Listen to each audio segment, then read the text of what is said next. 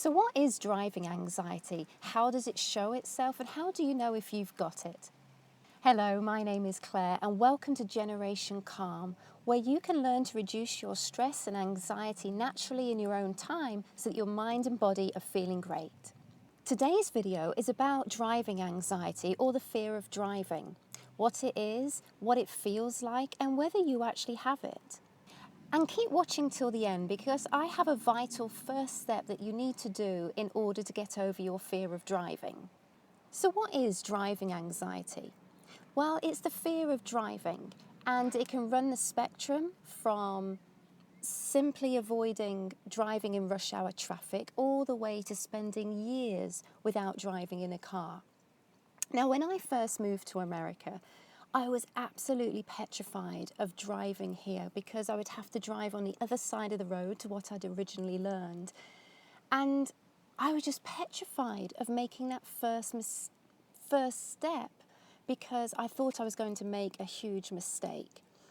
And eventually I just had to do it. I just couldn't put it off any longer because it was restricting me and my lifestyle. It was meaning I was having to stay within walking distance of anywhere.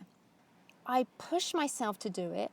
Nothing terrifying happened, but it really was mentally draining. I really had to think about driving on the opposite side of the road. So it was all very mentally draining. But after about a month, I got used to it. And the more often I did it, the easier it became. I know there's lots of you out there, and hopefully you found my video today by typing in and searching how to get over my driving anxiety, which means you're ready to do something about it and learn more about it. So this driving anxiety or driving phobia has an official name and it's called Vehophobia. It's basically a simple phobia, just like any other phobias, such as being scared of spiders. But this is literally what it says on the tin. It's the fear of driving. Now, like I said before, it can run the whole gamut of being fearful of just something in particular. So it could be that you're fearful of driving on motorways, afraid of driving over bridges, through tunnels, or it might be that you've completely avoided driving whatsoever because you're so petrified of it. All of these are known as driving anxiety. Some people might avoid doing on-road parking because they're afraid of looking foolish. And maybe some people are afraid of aggressive drivers. So just as a side note here, I want you to realise that a driving anxiety does not mean that you're bad at driving. In fact, I would say most people are actually better at driving because they're more alert of what's going on. So how can a driving anxiety start? Well, it can begin in a really obvious way, such as if you've had a near miss in a car or if you've had an actual car crash. But it can also stem from if you've had a panic attack that just happens to have been while you were inside a car. And of course, then you start to associate those horrible symptoms of panic with being in a car, any car. Another issue is that it can become part of a secondary phobia. So if you're claustrophobic, then being inside a car during a traffic jam would be quite distressing for you. But really, knowing how your phobia started isn't really necessary. It's okay to find out, but you really don't need to know in order to be able to get over this fear. So how do you know if you've got a driving anxiety? Well, for most of you, you will be noticing that you're avoiding driving. You're avoiding going on certain routes. You'll be aware that you are trying to change your lifestyle in some way to restrict the movements of driving. You will probably get a feeling of dread every time you think about going in the car. Once you're driving and you're starting to feel those normal sensations of anxiety or even panic, they can include sweating, trembling, feeling really hot, dizziness, a discomfort in your tummy, maybe a nausea. You may feel like you just really want to get out of the car. You might be afraid that you're going to lose control of your anxiety symptoms and cause a crash. Now, those anxiety and panic sensations I just described to you are terrifying when they're happening, and so it's understandable that you want to get away.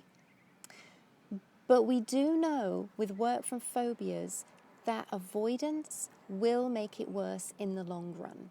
It will perpetuate and keep the phobia going.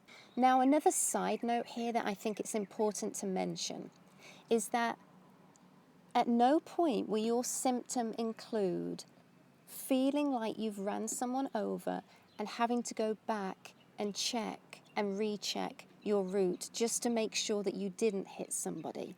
That's part of an obsessive compulsive disorder, and that can get very tiring and very mentally draining very quickly.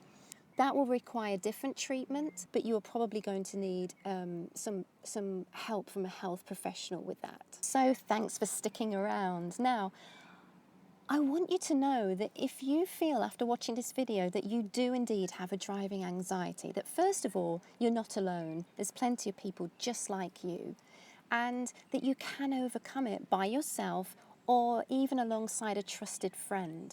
You can also seek help from a health professional, maybe a clinical psychologist or a counsellor that can help you work through the anxiety step by step and get a more individual kind of treatment for you. But it is possible to work through this on your own. The first step you'll need to take in order to work through the driving anxiety is to work out what the triggers are for you. What is it that makes you more anxious about driving? Are some days worse than others when you drive? So I want you to start keeping a log for about a month, noting down your driving days, your non-driving days, any thoughts about the driving itself, noting down your emotions, the anxiety sensations you get. Keep a note of it for a month, and you might start to pick out some recurring themes here. This is all about self-awareness, becoming aware of what your body's doing, what you're thinking. Because the most important thing about overcoming any stress or anxiety is self-awareness. Remember, fear is a completely normal part of human behaviour. If you didn't have that fear response, then if somebody suddenly brakes in front of you, your body wouldn't be ready to respond so quickly by hitting the brakes so quickly. The fear response is there to protect you.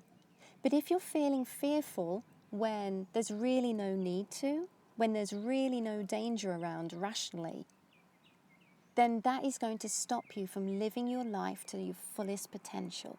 So become aware of it, track it, and in doing so, it will already have less of a grip on you. So thank you for watching.